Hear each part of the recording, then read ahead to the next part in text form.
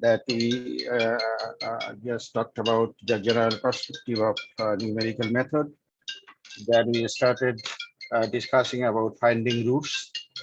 So see, in our last class, we discussed about finding roots by using bracketing technique. In the bracketing technique, you know that if you have some idea about the location of the root, then we can set a range of the independent variable that encloses that root. A root can be there or multiple root can be there. Then we can gradually shrink the bracket and they will eventually merge to the root. But this method is actually sometimes inefficient. It might take longer time to converse, but they will always converse. This is what the advantage, that they will always converse, because we know that there exists a root between these two intervals. But we have another type of algorithm that are sometimes called open type algorithm, where we need a single or two initial gauge of the root.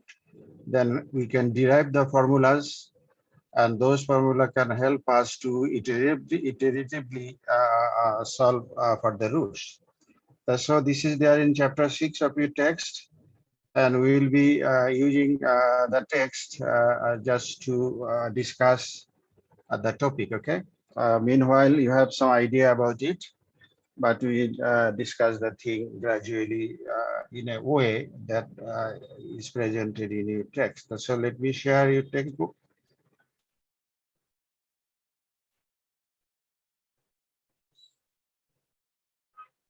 I hope you can see these pages. Yes, Can sir. you see? Can you see these pages? Yes, sir. You see that this is your open method, and we already discussed that your bracketing methods are always convergent, but the open method sometimes may not converge. The reason is that in the open method, you have to guess for your root, and that guess may not work properly. For this reason, what will happen is sometimes you can move towards the root, or in other cases, you can go away from the root. In this case, again, you have to refine your initial guess. So this situation is discussed in figure 6.1. You see that your left figure is actually the bracketing technique, and your right figure is your open method with single guess. In this case, you see that your root is located just where your function is 0. That means crossing your x-axis. That here, this is the location of your root. Okay, you are making an initial guess there. Then if this is an initial guess, then if we want to go for your next iteration, okay, you can have some next iteration that where you will find your next guess, for example, iterative value x I plus 1. Then if we just calculate the value of x I plus 1, or if you go for a project this value to the curve, you see that the next point might go in this way. So it is diverging. But if our next iterative value will be such that it will be coming here, and if we project it to the curve, it will intersecting at this point, then eventually your slope is downward, then it is moving downward, we can go gradually to this root. So in this case, your root is diverging, in this root is converging. So this uncertainty will always be there in the case of open method. In two types of open methods are there. In one case, you need one initial guess. In other case, you will need two initial guess. We will be gradually discussing this thing in this case. Okay. Another thing is that in the open method, you may have a simple fixed point of iteration that we have discussed earlier at the beginning of our numerical method. That the fixed point iteration means, for example, if you have an equation, what I have discussed earlier, that say cos x minus x equal to 0. Didn't we discuss it? Yes, sir. If we have a function, say cos x minus x equal to 0, then what you can do, you can rearrange this equation to form for x. You have to solve for x, okay? Either you can write the equation as cos x, or you can write the equation as x is Cos equal inverse to x. cos inverse x. Okay. You will see that sometimes one form may work and other cases the other form may not work. But the general thing is that if we have a function fx equal to 0, so that x is a left-hand side of the equation, something like this. This form is this form. Okay. So Yes, you sir. can have a gauge, something like this. An initial gauge will be there. Our algorithm can be something like this. Xi plus 1 would be equal to g xi. Okay. In this way, we can proceed. Even if you have a function, that function is something like this, say sine x equal to 0. Can we rearrange this function? If you are, if someone will tell you that find the root of this equation between x equal to say some 0 to say pi, less than equal to pi. We know that at x equal to 0, there is a 0 of sine, but this is excluded here. That then the next root would be where at x equal to pi, isn't it? Yes, sir. Because the curve is something like this, isn't it? 0 and Pi. pi. So if we make an initial guess there, then we can go proceed towards this. But this equation is a bit strange. Okay, you cannot do in this same way in the form it is given. What you can do then, you can write this equation in this form, that x plus sine x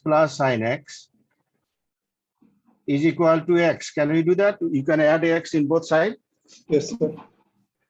Okay, if we add x in both sides, can you iterate it? If we want to find the solution, your initial guess cannot be 0. If it is 0, what will happen? Because your equation is x is equal to sine x plus x, isn't it?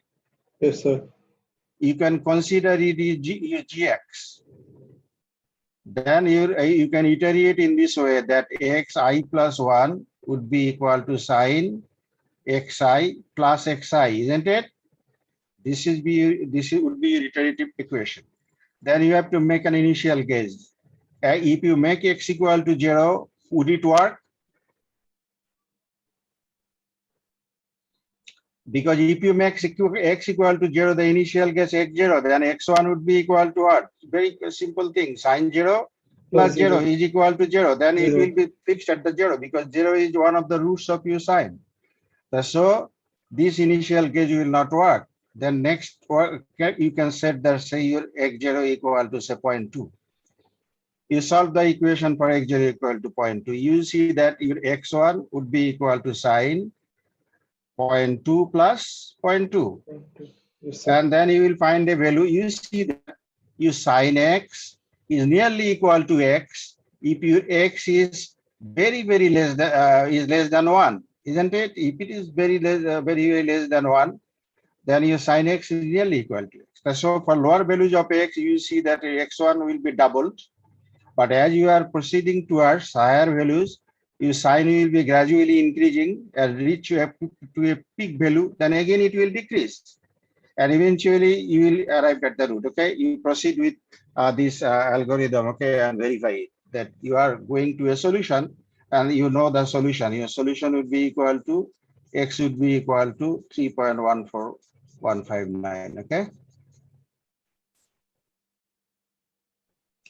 So in this way, you can proceed. Okay, you try to have a look. The stopping criteria is this.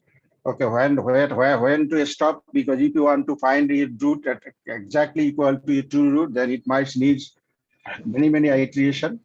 So if we have some allowable error criteria, your calculation should be accurate for finite significant digits, then you can easily, by a Scarborough criteria, you can set your stopping criteria, no problem.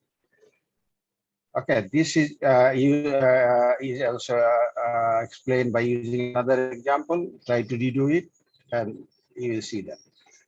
Actually, fish point of iteration has, by using this example, you can easily solve it. Even the sine example that I have given you, you can also verify this proposition by using that example. In each stage, you you can calculate your true error because and your approximation error. You know what is the difference between true error and approximation error? Your true error should be calculated by using the true value. Approximation error should be calculated by the approximated value of the previous iteration. So in this way, if you can calculate these values, you will see that those values are proportional to, for example, the previous iterative error is proportional to the next error. That proportional factor in this particular example was 0.5 to 0.6, something like this. It appears that the error is actually linearly decreasing with the number of iteration. So your fixed point type iteration problem has, if it converges, then it will be linear type convergence. Then another issue is what we call a graphical technique of solving the equation. If we can have the equation post into a two form of equations, then you can what you call you can plot them, and you will find the point of intersection that will give you the position of your root. For example, if your fx is equal to e to the power minus x, then what you can do? You can split this equation into two. How can you split it? You can consider that your fx is the adding of two functions, say y1x plus y2x. Okay, your y1x can be equal to minus x, and your y2x can be e to the power minus x, isn't it? Oh, Yes, sir. then okay, then you can plot it. Okay, this is your e to the power minus x. No, this is your minus x. This is the curve is actually not that good. Actually, the thing is that this is your e to the power. Let me draw it.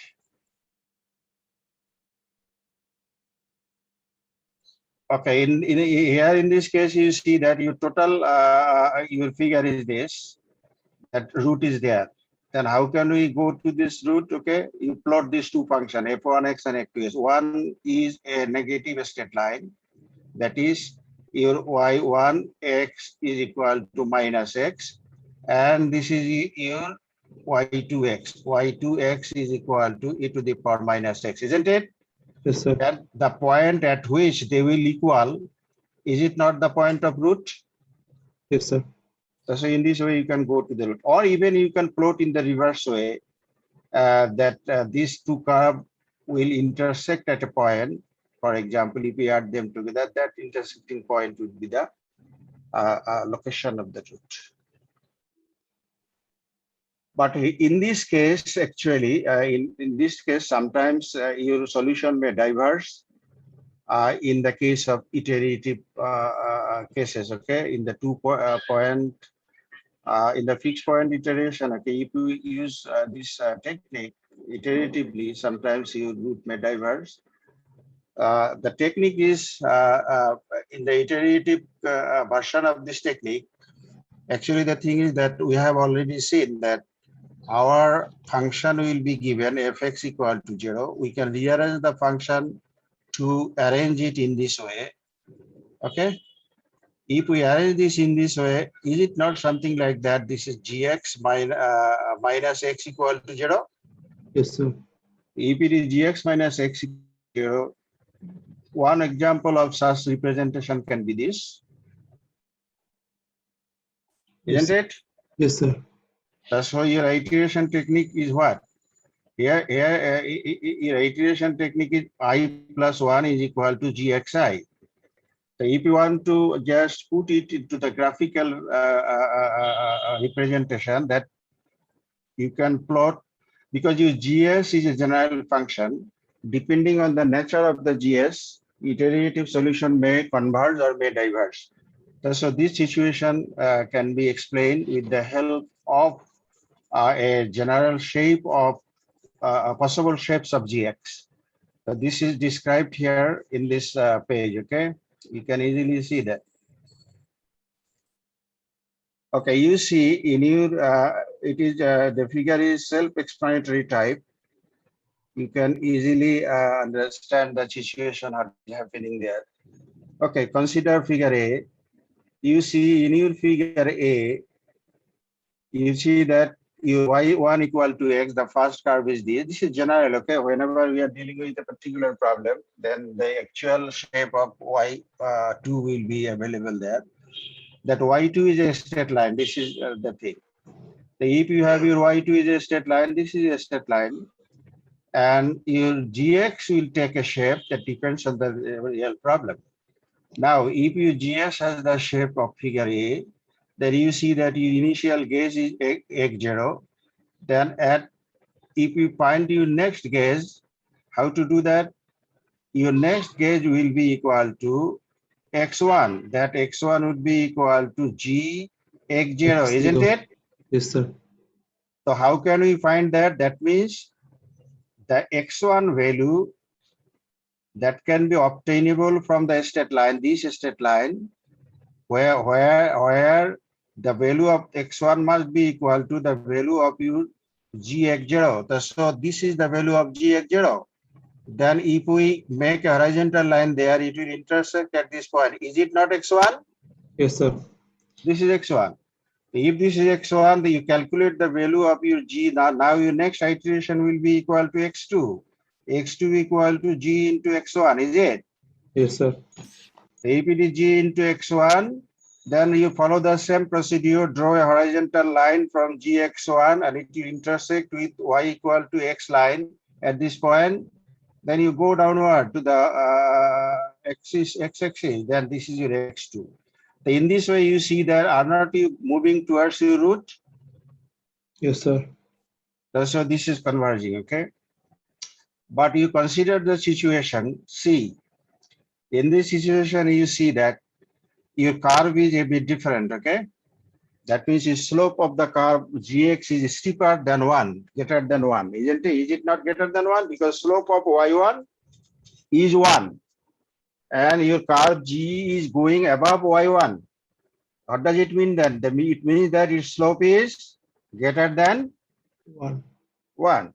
So if your slope is greater than 1, okay, you have a table there in your book 6.1. Okay, please go through the table, how the slope of gx will affect the convergence. The theoretical aspect is described there, very easy to be understood. So in this case, you consider that we have our initial gauge there. In the same way, you draw a vertical line, it will intersect with G2, Y2 at this point, and you draw the horizontal line, it will intersect at this point for our initial for our X1. Then if we just extend this X1, it will intersect here. Then again, you project it, it will come here. Then you see that this is your X2. Are you going towards your solution or going away from it? Going away from. Going away from it. Is it divergent or diverging or converging? Diverging.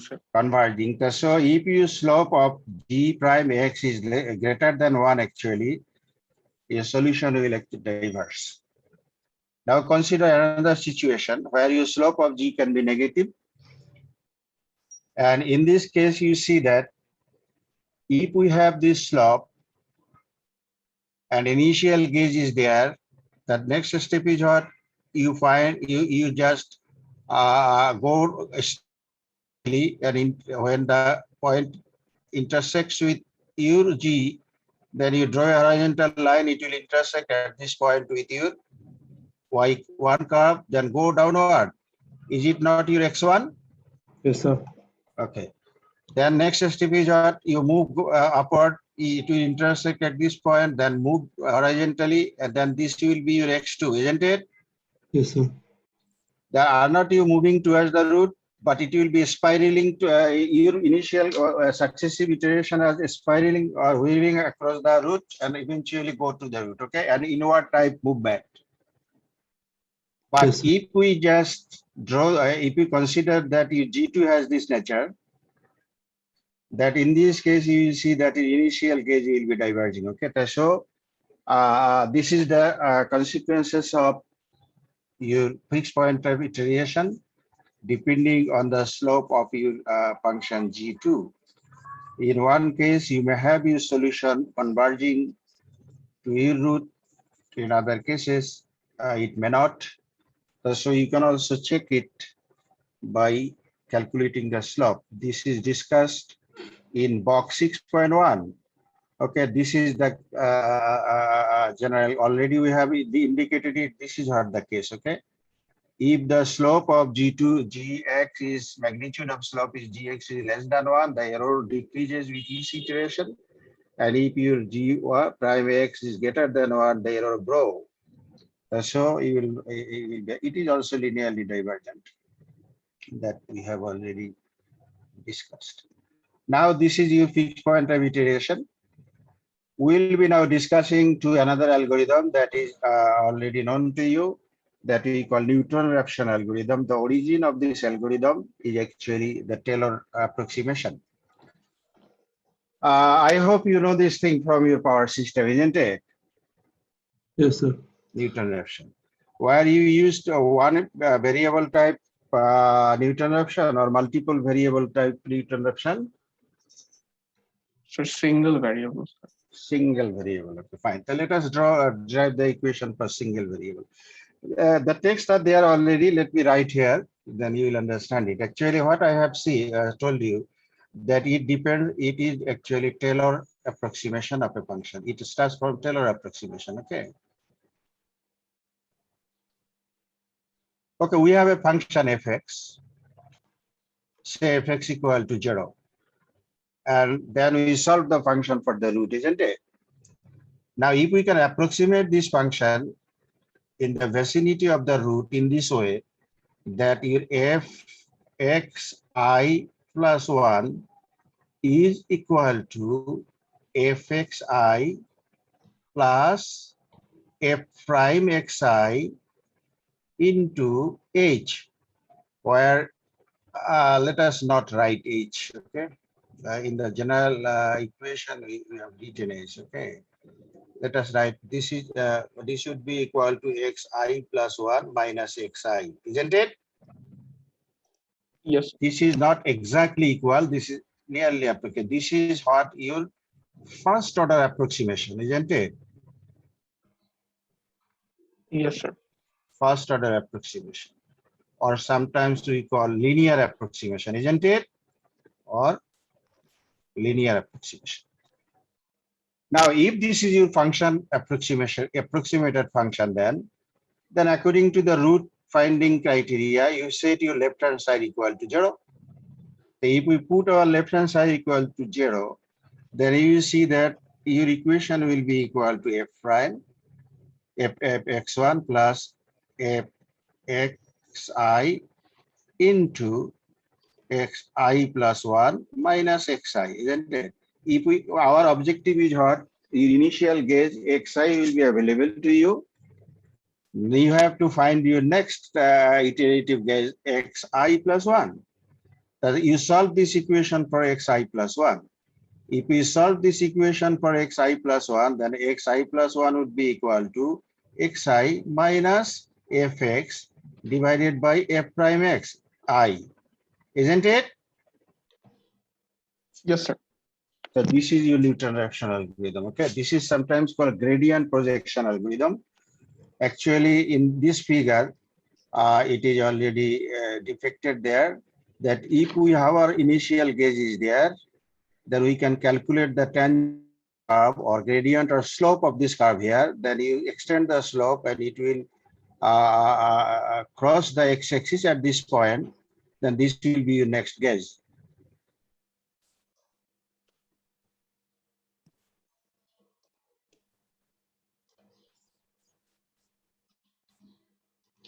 Okay, then sometimes you see the what can be the major disadvantage of this method? Can you tell me? So it takes a long time to reach a value.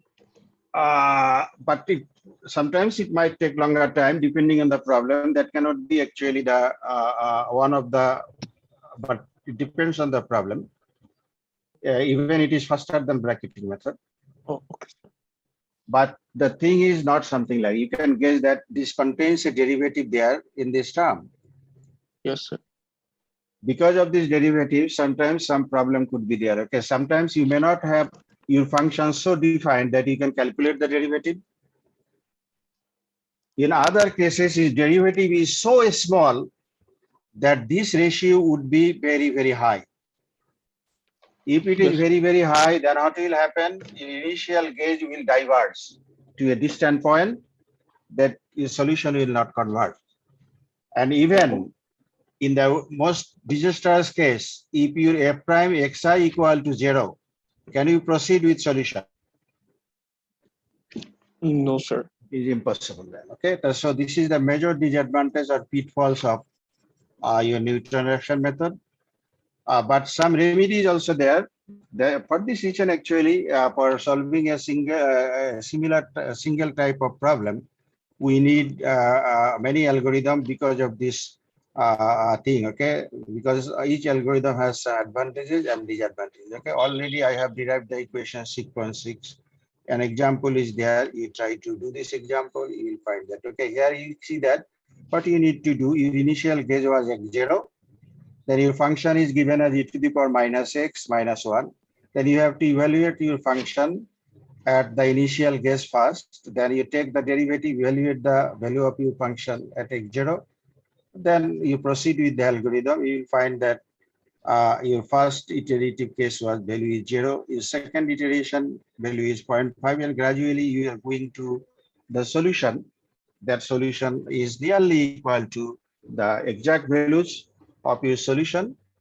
And you see that in this example has been solved earlier, but it took many iterations. But you see that only 4 iteration is needed, for example, to go your solution to nearly almost accurate solution is there. Okay, so it is faster than the bracketing method. Termination criteria is same because you can have a terminating criteria there. And this box, you can go through this box, is very simple. The error is actually proportional to the, in other case, in the case of the fixed point type iteration, we have seen that the error of your previous iteration is proportional to the error of your next iteration. So they are linearly convergent. In the case of Newton's Raphson method, your convergence is quadratic type because the error is in the successive stages is if it converges, the error actually is getting what you call squared values reducing to the squared proportional. Okay, as a result, it is quadratic convergence. You can check it. So this pitfall already we have discussed. Actually, the thing is that what I told you earlier, that derivative term is one of the major factors that will limit the applicability of Newton-Raphson method in wide in general perspective. For this reason, we have to have some idea about the slope of the function that we are going to handle by Newton-Raphson. That will deal us. That will give us some idea about the whether this will be applicable there or not. Okay, this problem you have seen. We discussed when we talked about bracketing bracketing method earlier. So here you see that this curve has a nature. The fx is equal to x to the power 10 minus 1. If can you remember what was the shape of the curve? Was not it something like this? Yes, sir. You see that if we have our initial gauge there, what will happen? It will simply diverge, isn't it?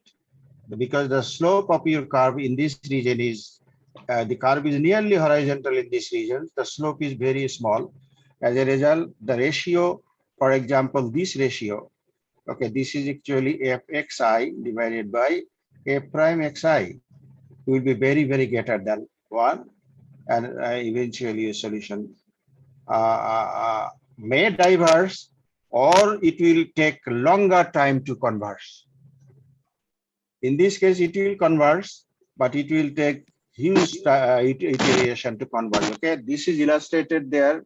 You can check it because your Excel is enough to check this thing. Okay, you see that okay, we know the root is 1, but if we want to go, for example, to the near value of the root, you see that almost infinite numbers of iteration may be needed to go there. So this type of problem cannot be actually solved by this algorithm. So this is what the situation when your neutral algorithm will work, and in other cases it will fail. For example, if your curve is something like this, you see that in figure A, at the point where you guessed your solution is actually, we have a slope. That slope is actually very small. As a result, if we project the slope to the x-axis, it will come there. And again, if we project this point there, again calculate the slope at this point, it is going there. Again, we project this point to the curve and calculate the slope. Are we going towards the solution? No, sir. No, sir. We are So going this forward. type of problem cannot be solved by this method, or your initial gaze should be, for example, if we make an initial gaze here, what will happen? We are going there and your situation is there, then we are going there, then we can, so this is actually depending on the initial gauge. Okay, if the initial gauge is not sufficiently prudently chosen or not closer to your root, then the solution will diverge. Another situation is depicted there. Here in this case, you have no idea as okay, as in the case of your Newton-Raphson method, we need a single point for gauge. If you do not have any idea about the location of the root and you are choosing an initial point, that choice might cause your algorithm to fail. So this is what one example of this failure. This is another example of the failure. You are choosing an initial value, but it is not going towards the root, rather it is going here in this region where you have no root. And if we look at this figure,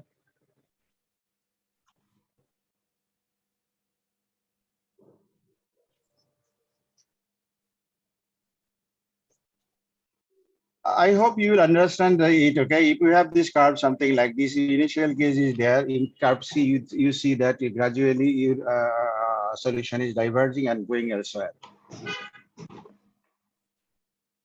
And similar situation is there for this curve. Okay, so the initial gauge is actually one of the important or major issues of your application of your Newton-Raphson algorithm. Okay, when you use the Newton-Raphson algorithm in your power system problem, didn't you find this problem in choosing the initial value? Yes, sir. But sir, they usually sir. gave us an initial value, sir, in those calculations. In those A lot of the time. calculations, the initial value were given to you. Yes, sir. The initial values were given to you. Okay, okay, fine. Actually, you know this thing when you are solving. Actually, this technique, those things will not work blindly, because whenever we are modeling something, because we use them in solving some engineering problem. So if we have the engineering problem with us, we modeled it carefully and accurately, then you must have some idea about the outcome of this model. So if you have an idea about the outcome of this model, then you can easily guess where you can start. But if you don't have any idea about your physical problem, then you cannot guess your initial value. Then you have to make some wild choice, okay, wild guess. Your wild guess will never be efficient. Okay, sometimes you can have some solution. In most of the cases, you will fail. So we are not dealing with such problem. We are dealing with the problem that we have some idea about the outcome of this problem.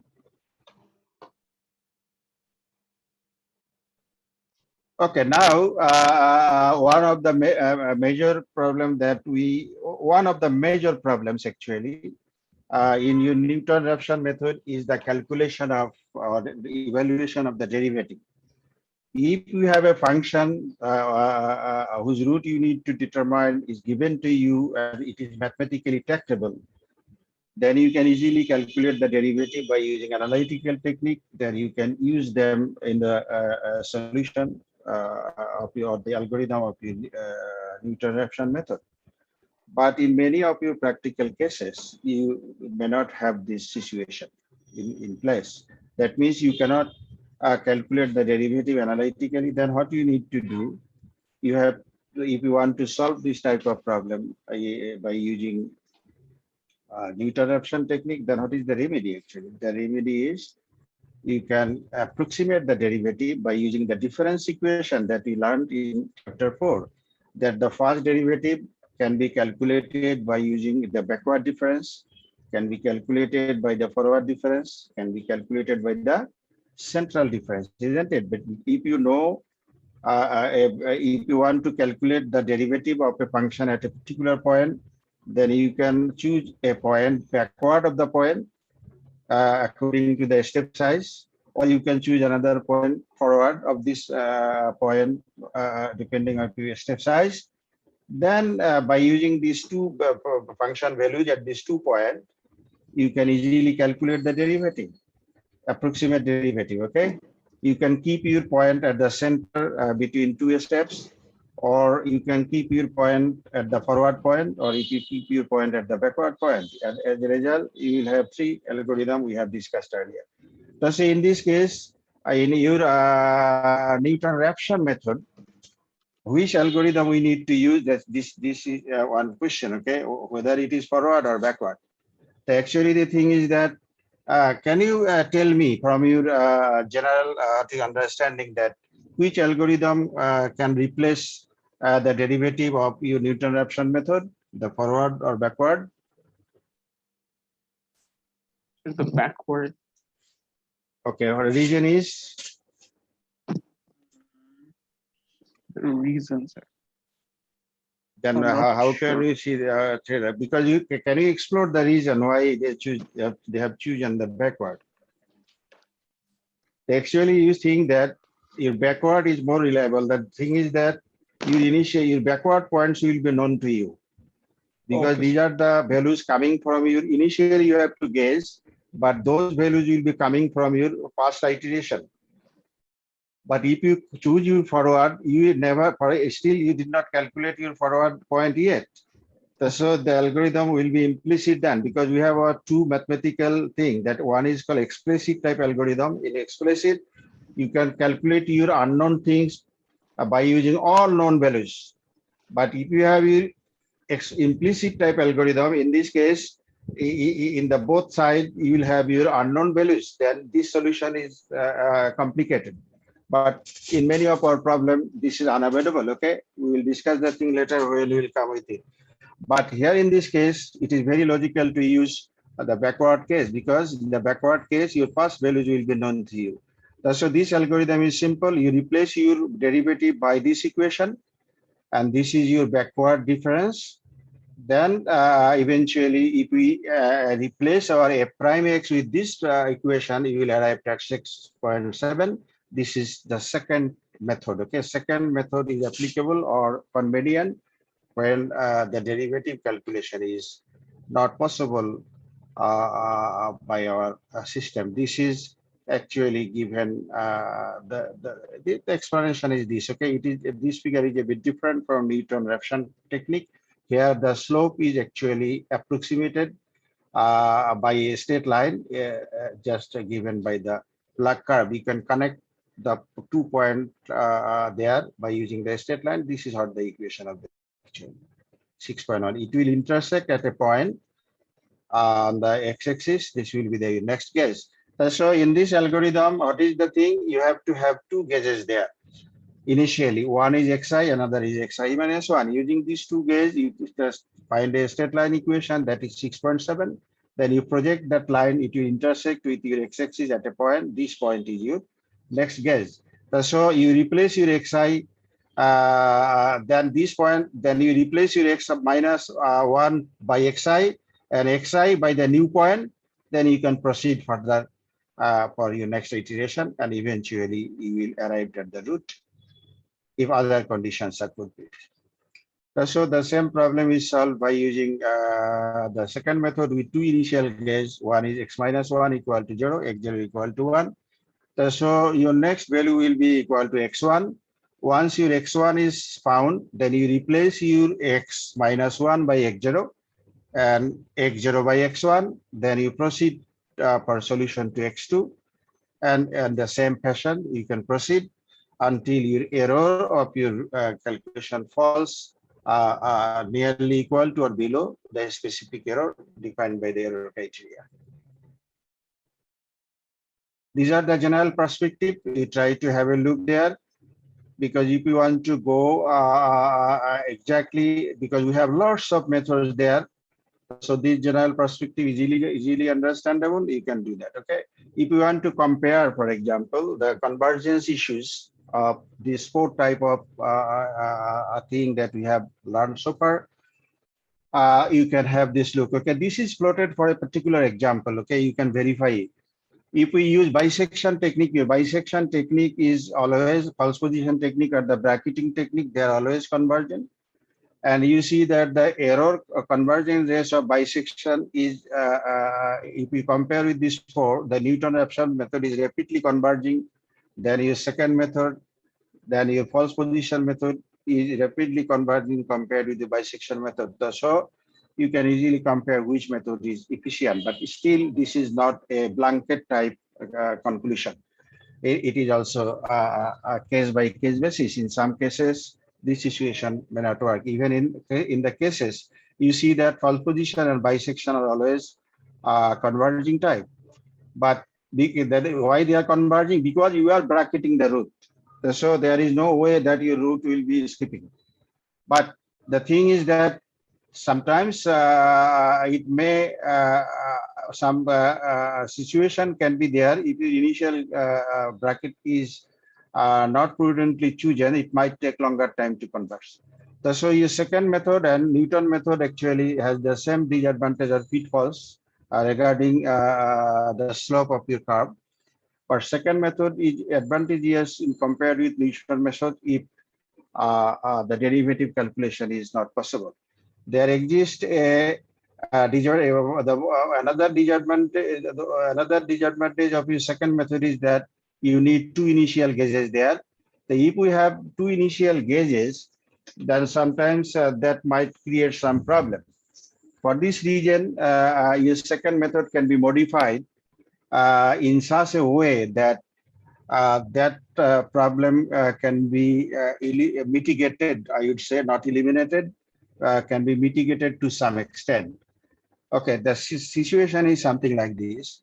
If we want to make, for example, say this is your root, we are making some initial gauge there, xi minus 1, this is your xi.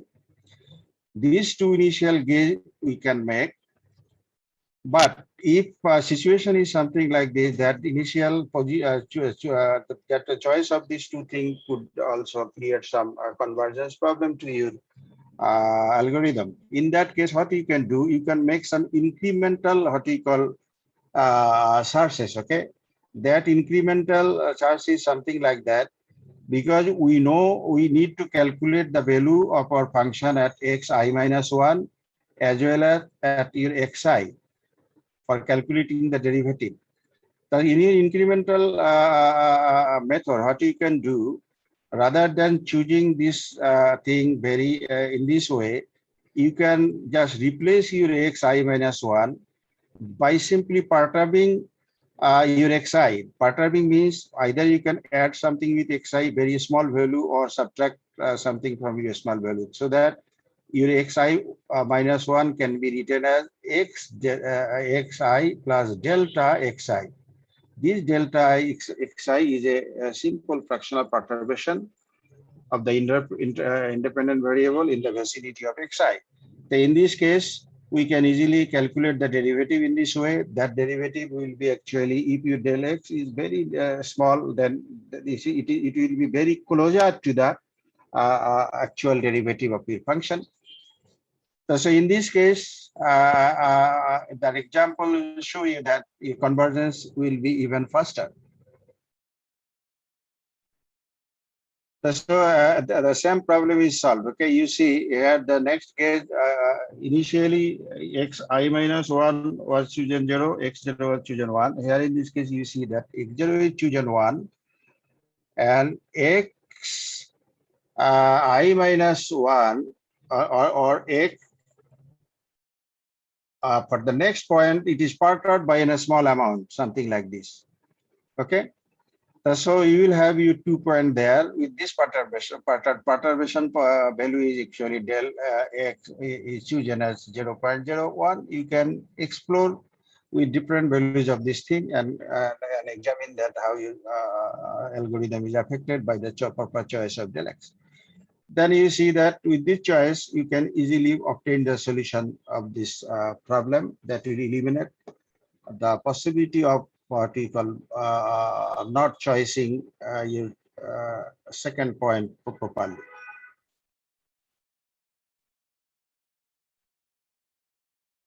Now another general method is okay. In your this is for your exploration, but we will not be considering this thing for your exam in particular because these things are very by hand calculation. It takes longer time. And even this algorithm branch method will need an idea about interpolation. Have you learned about interpolation earlier? So you have to draw the graph and then extend it to a certain direction, sir. Draw the graph and extend it to a certain direction. Sir, like for example, to find a value, we extend the graph following the nature of it. Following the nature, okay. Then where did you learn this thing? It is good. You have just answered quite correctly. But how to do that? Where you have learned it? I learned it from school, sir, back in my college time. You are from English medium or Bangla? Yes, sir, English medium, sir. A levels. Okay. Actually, the thing is that if we have, for example, some experimental thing there, discrete points are there, okay? So what you can do, we can have some mathematical procedure of expressing these functions into a form of a curve or something like this, okay?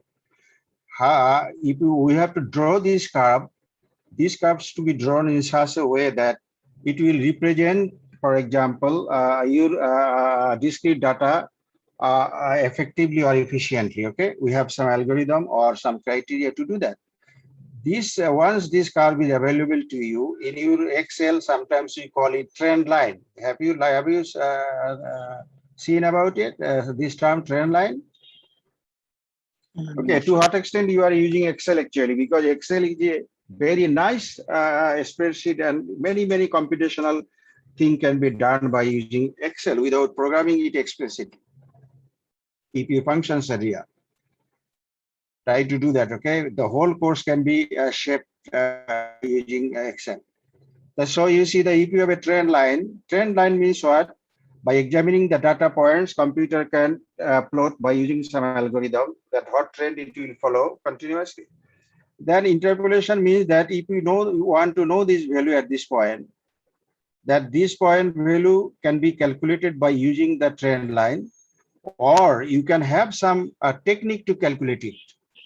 Okay, by using simple elementary level geometry. Okay, if you have your 2 point there, say this is your x1, and you have another point there, say this is your x2, and you need to know the value of your function at x. This value equal to say fx1, say this value equal to fx2. Okay, how can we do that? By using your simple common sense. This is also some sort of Taylor approximation. You see that you can assume that this is connected by a straight line. Can you do that? Yes, sir. If we assume that this can be connected by a straight line, only one student is responding, others are sleeping probably. Then you see that this is the triangle you can draw. What is this thing? Or what is this side? Is it not your fx2 minus fx1? Yes, sir. And this difference is x2 minus x1. Yes, sir. Then if we can set a point there at this point, the value of your function is fx. Is it not these two triangle, this triangle and these triangles are similar? Yes, sir. If they are similar, can you find this ratio? For example, say fx minus fx1 divided by x minus x1 would be equal to fx2 minus fx x1 divided by x2 minus x1. Can you do that? Yes, sir. What is your objective? Sir, in order to find the fx. Then can you solve, because in this equation, almost all the thing will be known to you except your fx, isn't it? Yes, sir. Then you can easily calculate your fx. This is one form of interpolation, okay? Yes. And this is actually a part of a simplest form of a very famous algorithm is called Lagrange's algorithm. Okay. Okay, why we are telling this, actually in your root finding method, what we have seen, okay, I am giving some general discussion. I will show something to you because section C is with us and they did not see our LMS because in the next our class test or our exam will be with LMS. That's why I need to show them in what ways we are going to shape our LMS and how calculated type questions will be there. Okay, that I will take. I want to stop my lecture at this point. But just a few things. Okay. Now the thing is that you see that in our Newton-Raphson method, if we have this curve, here is your root, we are our initial gauge is there, then we are actually what we are doing, we are simply calculating the slope, or in your second method, we are just drawing a straight line. It is coming there and intersecting at this point, isn't it? Yes, sir. In the case of Newton-Raphson method, we are calculating slope, projecting it. In the case of second method, we are calculating 2 points there. This curve is not drawn properly. So we can have this thing there. Okay, this is your root. We have this point there. Another point is there. Okay, your straight line is something like this. As a result, what will happen? This straight line is intersecting at this point, something like this. But in Brand's method and of similar type, other than a straight line approximation, they are considering another point there so that these 3 points can be connected in the form of a curve. If they are in the form of a curve, then it will be going closer to your solution, okay, very quickly. But in order to draw this curve, you need to know about your interpolation. Sometimes your curve may diverge. In this case, another technique will be followed that is called inverse interpolation. Inverse interpolation means what? After having the interpolation done, we usually interpolate or derive the curve fx versus x.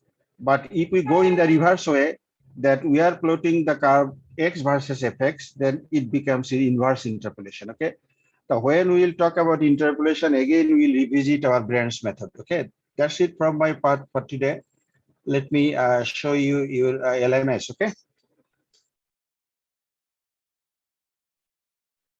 Today, I will give you percentage from the attendance list of BD and Zoom, okay? I will not call your name because I have to start towards IIT hopefully at 11:30 or 11:35.